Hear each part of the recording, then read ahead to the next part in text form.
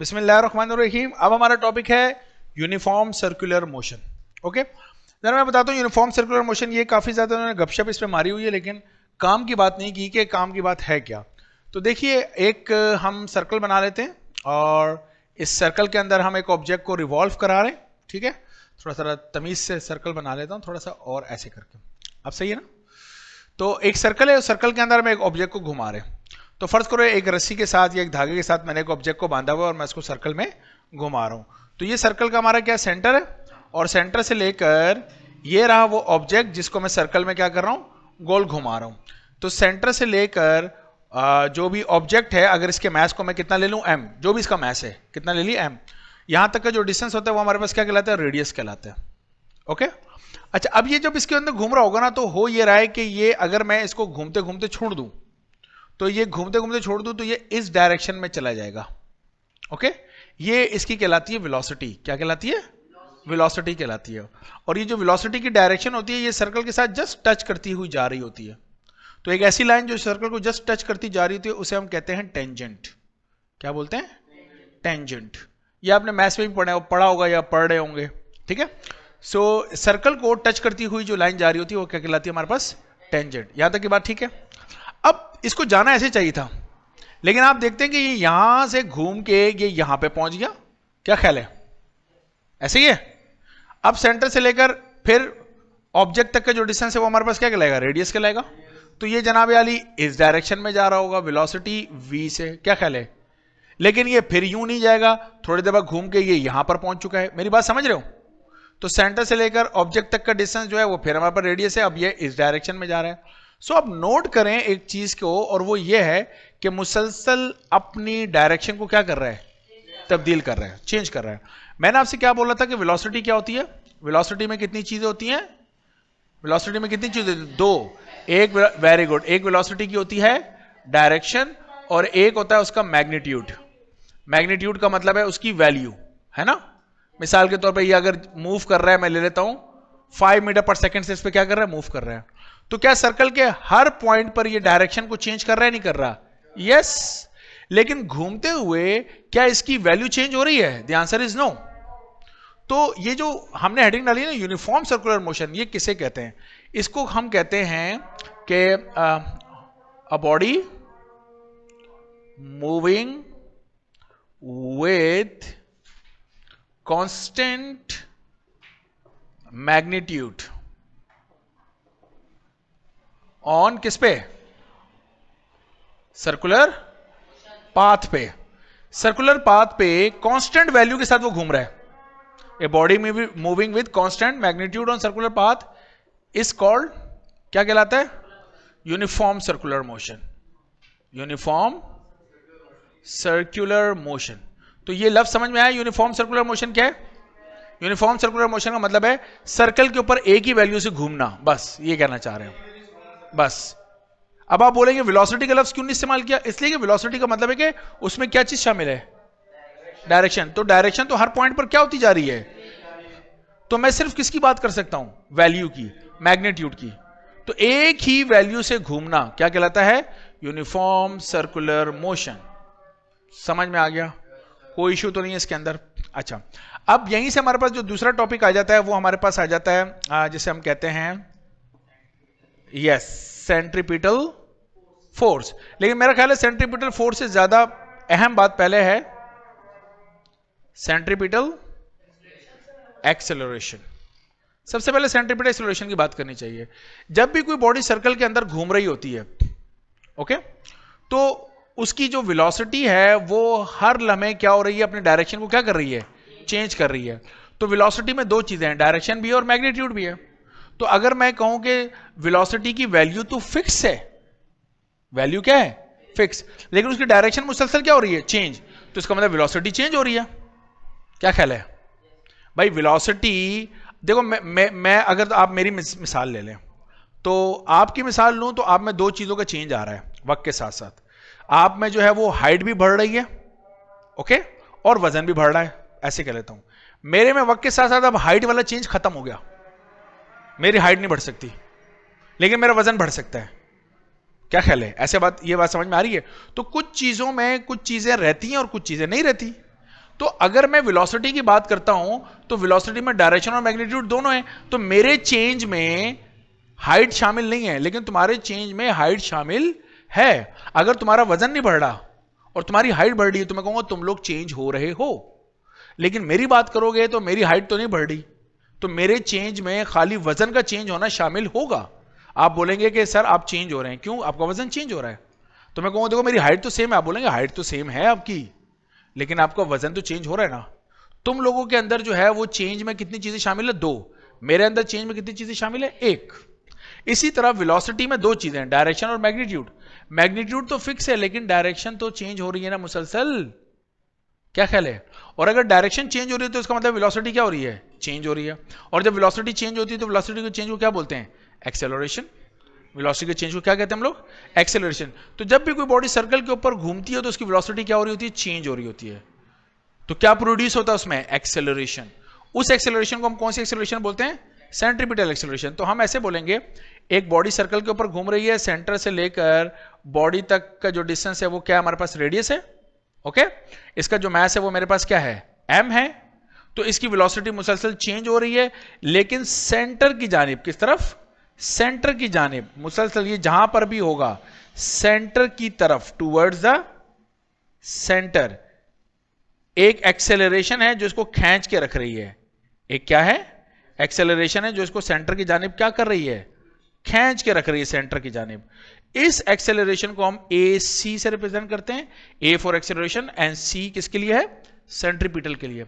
इसे हम कहते हैं सेंट्रीपिटल एक्सेलरेशन। कौन सी एक्सेलरेशन कहते हैं? तो इसका मतलब है सेंट्रीपिटल एक्सेलरेशन कौन सी एक्सेलरेशन होगी? जो किसी बॉडी को सर्कुलर पाथ के ऊपर घुमाने की जिम्मेदार होती है। ओके, तो हम इसको लिखेंगे कि एक्सेलरेशन, क्या लिखेंगे? एक्सेलरेशन दैट कीप्स, जो रखती है, दैट कीप्स अ बॉडी किस पे? ऑन सर्कुलर पाथ के ऊपर रखती है। ये बात समझ में आ रही है बेटा?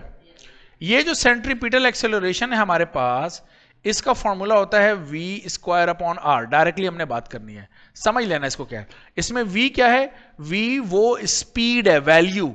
इसको वेलोसिटी मत बोलिएगा प्लीज, क्योंकि जब आप वेलोसिटी बोलेंगे तो वेलोसिटी तो चेंज हो रही है। तो ये यहां पर जब हम फॉर्मूले में v रखा है तो ये क्या है? ये यूनिफॉर्म सर्कुलर मोशन या कांस्टेंट मैग्नीट्यूड है इसका।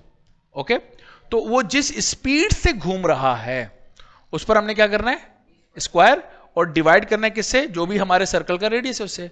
तो यहां से हमारे पास क्या आ जाएगी? सेंट्रीपिटल एक्सेलरेशन हमारे पास आ जाएगी। क्या आ जाएगी? Centripetal acceleration. बात समझ में आ रही है? क्लियर है? क्या होती है जनाब सेंट्रीपिटल एक्सेलरेशन? वो एक्सेलरेशन जो किसी बॉडी को सर्कुलर रास्ते पर घुमाने की जिम्मेदार होती है। Acceleration that keeps a body on circular path. जी हाँ, वो घूम रही है, वहां पर हमने इस मोशन की कैरेक्टरिस्टिक में पहली चीज को डिस्कस किया है। यहां हमने कहा एक बॉडी घूम रही है, तो यूनिफॉर्म सर्कुलर मोशन का मतलब क्या? सिर्फ ये समझा है। अब हमने कहा घुमाने की जिम्मेदार कौन है? Centripetal acceleration. अच्छा, न्यूटन का सेकंड लॉ हम पढ़ चुके हैं, तो हमारे पास अगला जो कॉन्सेप्ट है वो है सेंट्रीपिटल क्या है? फोर्स। हमारी किताब में डायरेक्ट सेंट्रीपिटल फोर्स दिया हुआ है। अब आप मुझे बताओ, न्यूटन के सेकंड लॉ आप लोगों ने क्या पढ़ा है? F किसके बराबर है? ma। अगर एक्सेलरेशन सेंट्रीपिटल होगी तो फोर्स भी कौन सी होगी? तो हमने लिखा Fc = m, और AC की जगह पे किसकी वैल्यू लिखी? v²/r। तो ये हमारे पास सेंट्रीपिटल फोर्स का फॉर्मूला बन गया। हमारी किताब ने सेंट्रीपिटल फोर्स का टॉपिक डिस्कस किया, सेंट्रीपिटल एक्सेलरेशन का नहीं किया। मेरे हिसाब से सेंट्रीपिटल एक्सेलरेशन करना चाहिए था, लेकिन मुझे नहीं मालूम क्या वजूहात है उनकी। तो सेंट्रीपिटल फोर्स उसने डिस्कस किया है। सेंट्रीपिटल फोर्स सेकेंडरी कॉन्सेप्ट है हमारे पास। जो मेन कॉन्सेप्ट है, प्राइमरी कॉन्सेप्ट है, वो हमारे पास कौन सा है? Centripetal acceleration. एक्सेलरेशन ज्यादा अहम कॉन्सेप्ट है। एक्सेलरेशन जिम्मेदार होता है किसको क्रिएट करने का? सेंट्रीपिटल फोर्स को। ओके, सो जनाब अब हम इसके अंदर मजीद ये बात कर लेते हैं कि जो हमारी सेंट्रीपिटल फोर्स है, फॉर्मूला तो मेरा ख्याल आपकी समझ में आ गया होगा, आसान सा है। तो सेंट्रीपिटल फोर्स को अगर हम डिस्कस करें तो इसकी डेफिनेशन होगी। तो हम क्या डेफिनेशन करेंगे? वो फोर्स जो कि किसी बॉडी को किसके ऊपर रख रही है? किसी सर्कुलर पाथ के ऊपर रख रही है। वो एक्सेलरेशन जो किसी बॉडी को सर्कुलर पाथ पे रख रही है, एक्सेलरेशन, वो सेंट्रीपिटल एक्सेलरेशन, वो फोर्स जो किसी बॉडी को सर्कुलर पाथ के ऊपर रखे उसे क्या बोलते हैं? Centripetal force. तो हम इसको कहेंगे force that keeps a body on circular path. Clear है? बात समझ में आ रही है? तो आपके लेवल पे ऐसी बात करेंगे हम लोग, लेकिन ज्यादा बड़ी क्लासों में, इंटरमीडिएट में हम मजीद इसको एक्सप्लोर करने की कोशिश करते हैं। एक्चुअली सेंट्रीपिटल एक्सेलरेशन जो है ना, वो क्रिएट करती है सेंट्रीपिटल फोर्स को। ओके, तो बाज़ औक़ात इसकी डेफिनेशन हम ये भी करते हैं कि वो एक्सेलरेशन जो कि सेंट्रीपिटल फोर्स को क्रिएट करती है, वो एक्सेलरेशन जो कि किसको क्रिएट करती है? सेंट्रीपिटल फोर्स को क्रिएट करती है। यहां तक ये बात समझ में आ गई? आसान है, ठीक है। और फोर्स का फॉर्मूला वही होगा हमारे पास, क्या? सॉरी, फोर्स का यूनिट हमारे पास क्या होगा? वही न्यूटन। फोर्स का यूनिट क्या रहेगा हमारे पास? न्यूटन रहेगा। आसान है, क्लियर है, ठीक है। तो यहां तक हमारे सेंट्रीपिटल फोर्स। अब हमारी बुक ने एक कॉन्सेप्ट और डिस्कस किया, वो है सेंट्रीफ्यूगल फोर्स। कौन सा कॉन्सेप्ट है? Centrifugal force. तो अगर आप नाराज ना हो तो मैं इसको यहां पे डिस्कस कर लूं, इस जगह पे।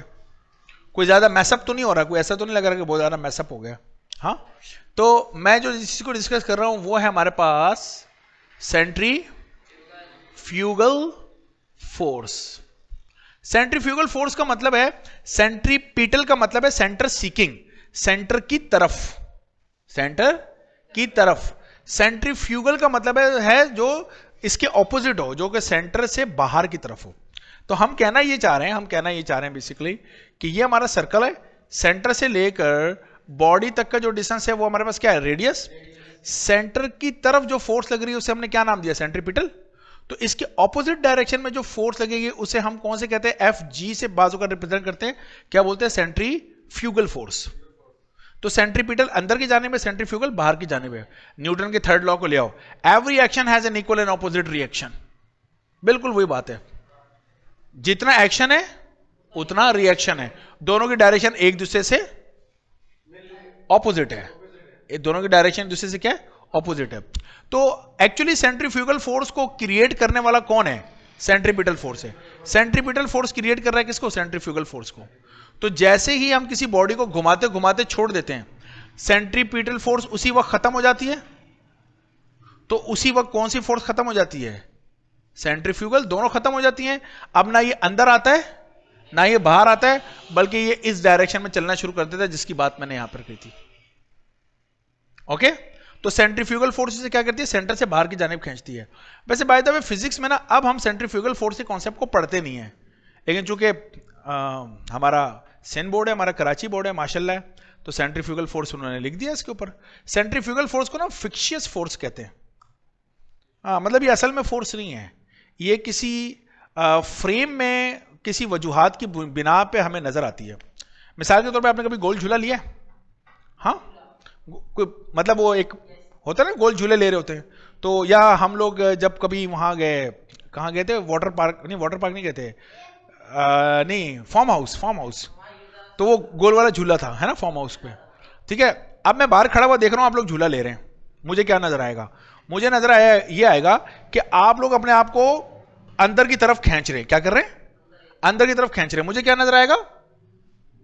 Centripetal force. आप बोलेंगे सर हम अंदर की तरफ इसलिए खींच रहे थे कि हम बाहर गिर रहे थे, तो अपने आप को बाहर गिरने से बचाने के लिए हम मुसलसल अपने आप को क्या कर रहे थे?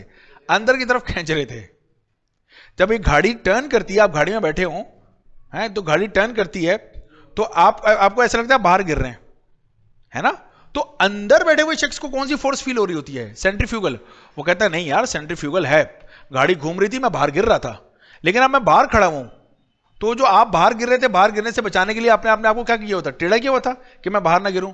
तो मुझे क्या लगेगा बाहर से देख के कि यार ये तो टेढ़ा हो गया था, सेंटर की तरफ हो रहा था। हाँ, मतलब मुझे ऐसा लगेगा कि आप सेंटर की तरफ देख रहे हैं। तो इसका मतलब है कि ये तो फ्रेम के ऊपर, ये तो डिपेंड कर रहा है कि अगर हम गाड़ी के अंदर हैं तो हमें सेंट्रीफ्यूगल फोर्स फील हो रही है, और अगर मैं बाहर खड़ा हुआ आप लोगों को देख रहा हूं तो मुझे कौन सी फोर्स नजर आ रही है? Centripetal force. तो हाँ, एक्चुअली जो फोर्स है वो सेंट्रीपिटल फोर्स है। तो इसलिए हमारी किताब वाले ने इसके ऊपर, मैंने देखा है कि जब उसने सेंट्रीफ्यूगल फोर्स लिखा है ना, तो इसको इनर्शियल फोर्स भी उसने लिखा हुआ है। इनर्शियल फोर्स ये बेसिकली वो फ्रेम की वजह से होती है। फ्रेम का मतलब समझ रहे हो मेरा कहने का मतलब क्या है? कि आप कहां पर हैं? गाड़ी के अंदर है, गाड़ी से बाहर हैं? तो गाड़ी के अंदर आपको कुछ और फील होगा और गाड़ी के बाहर आपको कुछ और नजर आएगा। ये कहना चाह रहा हूं मैं आपसे। क्लियर हो गया, समझ में आ गई यहां तक बात। तो सेंट्रीफ्यूगल फोर्स के ऊपर बहुत सारी डिवाइसेस हैं जो हमारी किताब में लिखी हुई हैं, अच्छी खासी किस्म की डिवाइसेस लिखी हुई हैं। एप्लीकेशन ऑफ सेंट्रीफ्यूज लिखा हुआ है, एप्लीकेशन ऑफ सेंट्रीफ्यूज लिखा हुआ है। उसमें क्रीम सेपरेटर है, उसमें हमारा ड्रायर है, ड्रायर में कपड़े डालते हैं, है ना, बटन ऑन करते हैं तो गीले कपड़े घूमते हैं तो पानी, उसी तरह जिस तरह गाड़ी के अंदर आपको क्या फील हो रहा है, बाहर गिर रहे हैं, तो पानी को क्या फील होता है, मैं बाहर जा रहा हूं। अब पानी तो जोर लगा के अंदर होता नहीं है, तो पानी के कतरे बाहर जा रहे होते हैं, बाहर, और बाहर वो जो दीवारें होती हैं ड्रायर की, उसमें सुराख होते हैं, तो उनके जरिए पानी क्या निकल जाता है, बाहर निकल जाता है, तो कपड़े क्या हो जाते हैं, खुश्क हो जाते हैं। इसी तरीके से क्रीम सेपरेटर वगैरह या ब्लड को जो है, ब्लड के टेस्ट के अंदर भी ये सेंट्रीफ्यूज डिवाइसेस यूज होती हैं। उसमें ये होता है कि बेसिकली जब कोई चीज़ गोल घूम रही होती है तो उसके मैस पे, उसकी वेलोसिटी पे, उसके रेडियस पे, अच्छा आज जब आप किसी को फर्ज करो दूध, लस्सी को घुमा रहे हो मक्खन बनाने के लिए, तो लस्सी को जब आप घुमा रहे हो तो वो एक ही स्पीड से घूम रहा है, ठीक है, लेकिन चूंकि दूध के जो पार्टिकल हैं उनका मैस अलग है और जो मक्खन है उसके पार्टिकल का मैस अलग है, तो हर चीज ना अलग अलग जगहों पे आ जाती है। तो अलग अलग जगहों पर यानी कोई जो है सेंटर से करीब होगा और कोई सेंटर से क्या होगा, दूर, तो इस तरीके से उनको फिर कलेक्ट करना क्या हो जाता है, आसान हो जाता है।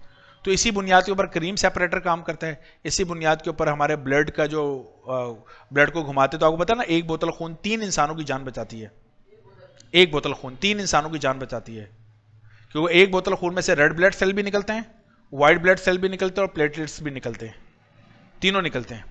तो वो क्या होता है, वो सेंट्रीफ्यूज होता है, ठीक है। तो ये मेरा ख्याल है ये एप्लीकेशन आप पढ़ लेंगे। यहां तो कोई सवाल हो तो बताइए। क्लियर है, ठीक है, छाप लें। Thank you so much.